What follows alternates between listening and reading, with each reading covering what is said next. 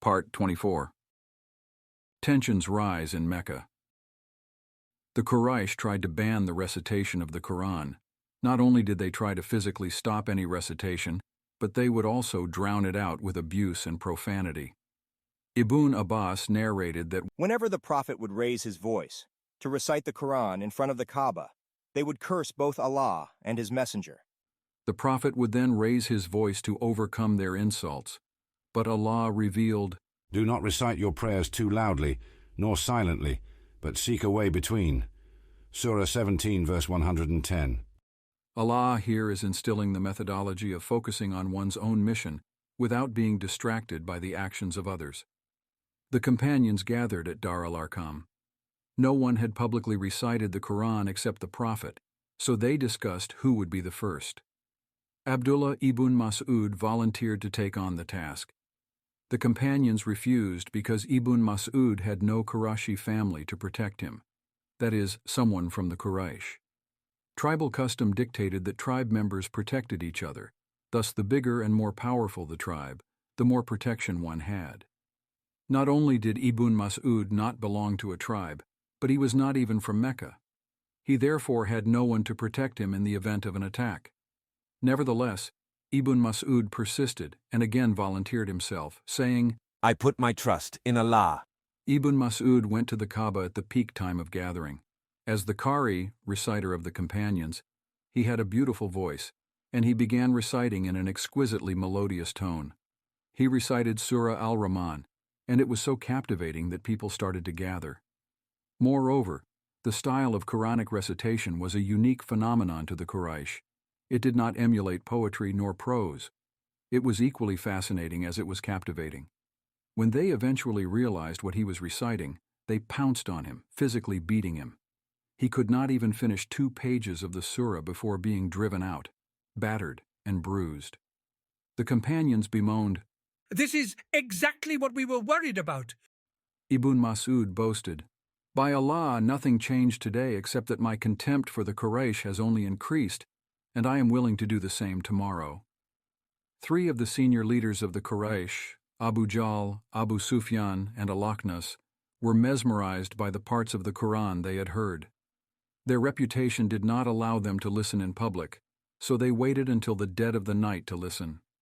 The Prophet would pray tahajjud every night, which was the perfect opportunity. Each of them had set out to listen in secret, not knowing that the other 2 did the same. When they bumped into each other at Fajr time, they realized what had just happened. Each of them made their own excuse as to why they were there, but the reality was clear to all. The next night, the same thing happened. The 3rd night, it happened once more, and their embarrassment grew. They admitted what they were doing and made a pact not to come again, lest they be exposed by anyone else.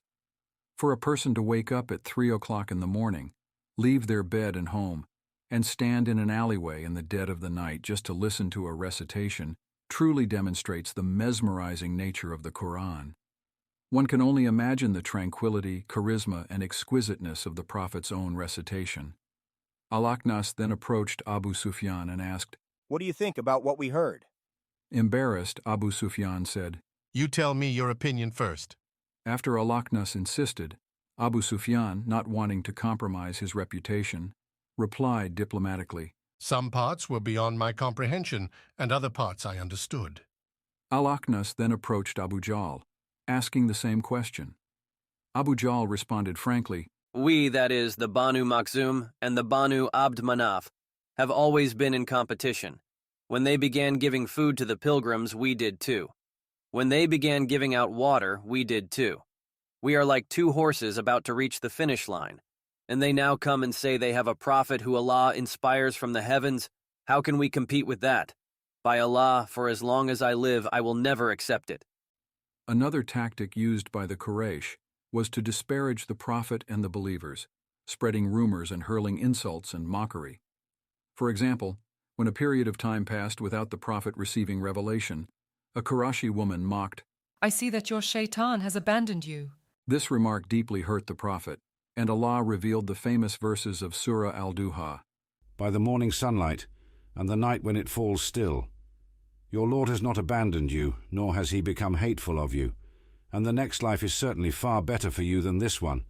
And surely your Lord will give so much to you that you will be pleased. Did he not find you as an orphan, then shelter you? Did he not find you unguided, then guide you? And did he not find you needy, then suffice you? So do not suppress an orphan, nor repulse the beggar, and proclaim the blessings of your Lord. Surah 93, verses 1 to 11. Abu Jahl would especially go out of his way to denigrate the believers. If they were a slave or mola, a mola is a client of manumission who would oftentimes still hold a sense of loyalty and allegiance to the person that freed them. He would physically abuse them and instruct their owners to do the same. If they were noblemen of a prestigious clan, he could not physically attack them, but would instead verbally abuse them at any given opportunity. He would play on their notion of honor and tribal sensibilities, asking, Are you better than your father and grandfather? He would mention their names to evoke a response. If they were businessmen, he would boycott their business and pressure others to do so too. The Prophet described Abu Jahl as the Pharaoh of my ummah. Once someone sold something to Abu Jahl but did not receive his payment.